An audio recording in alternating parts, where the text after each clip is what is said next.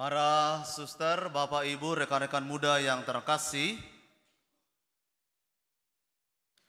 pada hari Minggu Paskah yang kelima ini, sabda Tuhan itu mewartakan kepada kita tentang kasih persaudaraan. Tuhan menghendaki kita supaya kita menjadikan hidup kita ini penuh dengan kasih persaudaraan. Gereja itu harus menjadi komunitas kaum beriman yang memungkinkan setiap orang mengalami kasih. Setiap pribadi itu hendaknya mengalami dikasihi dan hidup dalam semangat untuk mengasihi. Kasih persaudaraan ini bukanlah pilihan bagi kita, tetapi ini adalah panggilan kita bersama sebagai orang-orang yang sudah menerima dan mengalami rahmat dikasihi oleh Tuhan. Maka panggilan ini bukan untuk bisa dihidupi dan bisa diabaikan, tetapi setiap orang Kristiani, setiap kita dipanggil untuk sungguh-sungguh mengusahakan kasih persaudaraan ini. Saudara-saudari yang terkasih, bila kita melihat dan merenungkan lebih dalam, dari manakah akar atau dorongan roh dari kasih persaudaraan ini, itu adalah dari Yesus sendiri. Sebagaimana yang diwartakan dalam Injil suci hari ini, Yesuslah yang memberikan hukum ini, yang memberikan perintah ini. Bukan perintah yang baru untuk Bapak Ibu sekarang, untuk kita di zaman ini. Sudah sering kita mendengar dan merenungkan ini, menghayati ini dengan susah payahnya, membangun hidup kasih persaudaraan itu. Tapi ingatlah saudara-saudari, pada zaman Yesus ini dikatakan Yesus kepada para murid, ini perintah yang baru. Aku memberikan kepadamu perintah yang baru. Apakah kita lalu sekarang bukan perintah yang baru? Jawabannya adalah perintah kasih ini, saudara-saudariku, ini tetap perintah yang baru. Di mana kebaruannya? Kalau Bapak, Ibu, dan saya mau dari hari ke hari menyelaraskan hidup kita dengan semangat kasih persaudaraan ini. Setiap pribadi yang di dalamnya ada kasih persaudaraan, hidupnya akan selalu baru. Maka Yesus sebelum menderita sengsara pada malam perjamuan terakhir itu, dia bersabda kepada para murid, "Aku memberikan perintah baru kepada kamu, supaya kamu saling mengasihi. Sama seperti aku telah mengasihi kamu, demikianlah kamu hendaknya saling mengasihi." Dan yang paling penting dikatakan oleh Yesus adalah supaya orang mengenal bahwa kamu adalah murid-muridku. Identitas kita sebagai murid-murid Yesus itu tidak dilihat dari namanya yang bagus, institusinya yang bagus, gelarnya yang bagus, jumlahnya yang banyak. Tetapi dilihat pertama-tama adalah dari semangat kasih persaudaraan yang ada di dalam setiap pribadi kita.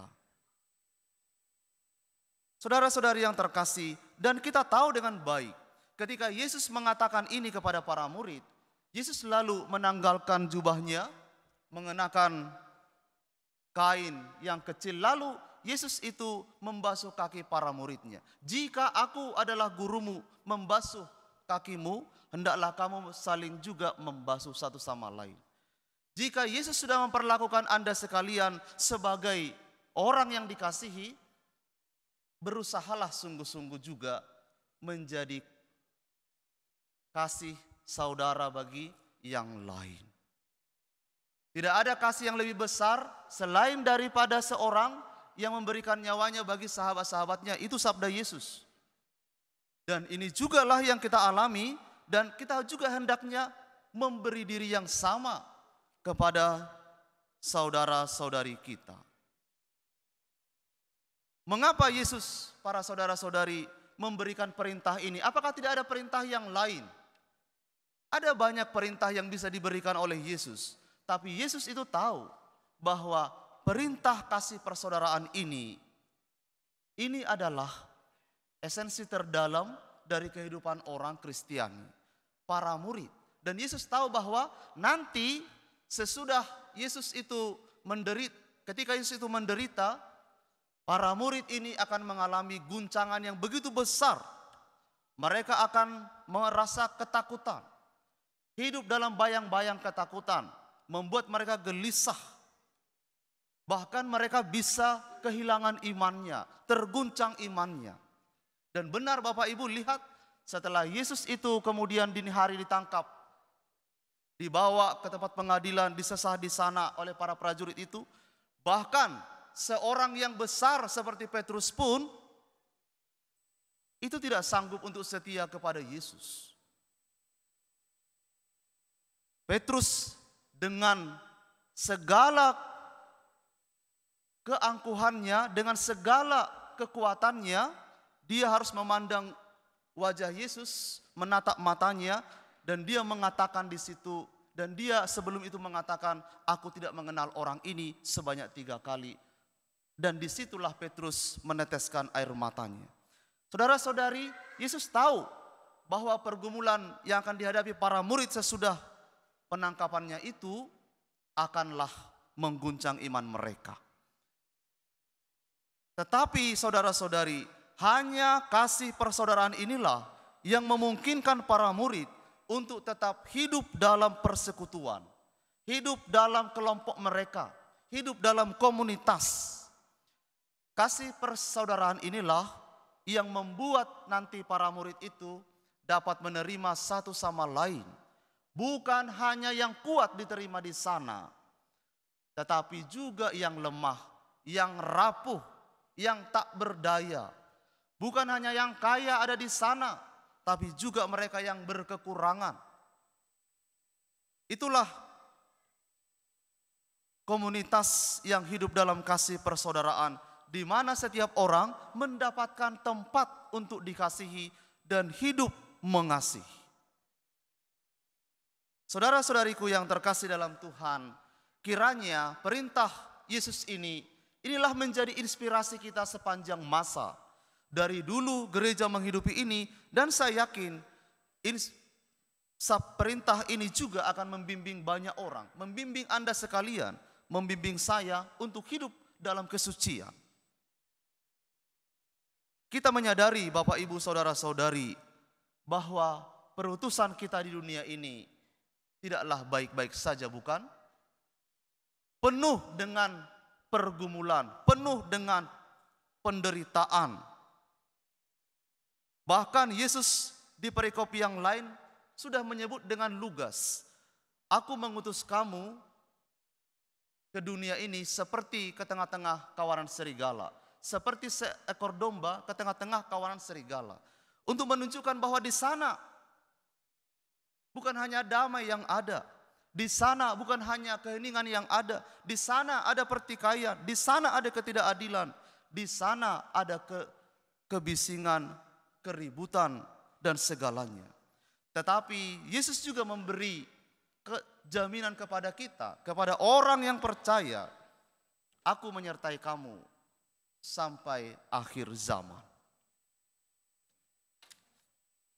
Saudara-saudari yang terkasih, dalam situasi inilah, di mana ada pergumulan, di mana ada ketidakpastian, Yesus memanggil kita supaya kita ini boleh dari hari ke hari membangun hidup kita dalam kasih persaudaraan. Kasih persaudaraan itu adalah roh dari hidup yang penuh pengharapan. Maka keluarga, komunitas kita, gereja dan masyarakat di mana kita berada mesti dibaharui dengan semangat kasih persaudaraan ini. Memang tidak selalu mudah, tapi ini undangan Tuhan bagi kita semua supaya kita dapat menciptakan hidup yang lebih bermartabat, hidup yang lebih layak untuk didiami, di mana orang boleh tinggal di dalamnya, bertumbuh baik secara jasmani maupun rohani. Saudara-saudariku yang terkasih, Yesus itu luar biasa. Yesus itu tahu bahwa perjalanan kita ini tidak mudah, maka Yesus memberi resepnya. Yesus memberi apa yang harus kita buat, apa yang harus kita perjuangkan. Hidup penuh dengan hidup kasih persaudaraan itu, saudara-saudari, wujudnya adalah bila saya dan Anda sekalian itu mau memutuskan untuk saling melayani dengan kerendahan hati. Melayani bukan untuk menuntut saya yang harus dilayani. Pertama-tama saya memutuskan saya mau melayani Tuhan dalam diri sesama. Mau mengasihi, bukan pertama-tama saya ingin menghakimi Anda, menghakimi kamu, menghakimi siapa saja, bahkan yang berbuat kesalahan sekalipun. Keadilan tetap harus ditegakkan, tetapi hati yang mengampuni itu harus dikedepankan. Maka saudara-saudariku yang terkasih, mari kita berusaha sungguh-sungguh. Janganlah mudah untuk tersulut amarah. Kemarahan itu seringkali seolah menghilangkan kedamaian yang sudah sekian lama kita bangun. Sekali kita marah, rasanya kebaikan kita yang banyak kita berbuat, rasa-rasanya tidak pernah ada. Maka kita suci selalu mengingatkan, kemarahan itu adalah ungkapan yang dapat menghilangkan kebaikan-kebaikan. Jangan mudah marah para saudara-saudari. Kalaupun Anda harus marah, berdoalah supaya Anda boleh memiliki hati yang damai. Kalaupun Anda harus bertikai, harus bertengkar, dikatakan dalam kitab suci, segeralah berdamai sebelum engkau datang kepada Tuhan. Suatu nasihat yang sangat baik untuk menunjukkan bahwa kemarahan itu tidak boleh berlama-lama berdiam di sini. Yang ada di sini boleh berlama-lama adalah hati yang damai. Santo Petrus itu berkata bahwa janganlah engkau marah, kemarahanmu membara sebelum matahari terbenam. Karena kemarahan itu menghilangkan kasih. Dan di mana ada kemarahan, di situ orang tidak akan merasa damai dan orang akan meninggalkan tempat itu. Kalau keluarga, komunitas dan gereja kita ini ada kemarahan, pertikaian, maka jumlahnya mungkin banyak, tapi orang tidak akan kerasan di sini. Dan suatu saat mungkin orang juga akan pergi meninggalkan ini. Komunitas yang kita bangun sekian lama, ketika ada hal-hal seperti itu, maka juga orang tidak menemukan Tuhan di sana. Tapi damai dan rekonsiliasi yang ada dalam keluarga, komunitas, dan karya-karya kita, itulah yang memungkinkan orang menikmati madu-madu rohani ada di sana. Lalu orang akan datang terus-menerus untuk tinggal bersama dengan kita. Saudara-saudariku yang terkasih, mari kita melanjutkan peziarahan ini. Mari kita berziarah bersama dengan saudara-saudari kita, membawa pengharapan. Jadilah orang yang hidup dalam kasih, bersaudara dengan semua orang. Itulah harapan bagi kami semua. Harapan bagi banyak orang yang mungkin dalam keputusasaan, mungkin dalam kegagalan, melihat betapa berat beban hidup ini. Dan mereka melihat itu, harapan itu dalam diri kita bila kita membangun kasih persaudaraan.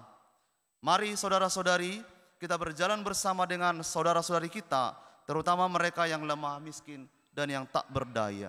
Kristus terang bagi kita semua, Kristuslah juga harapan kita bersama. Tuhan memberkati.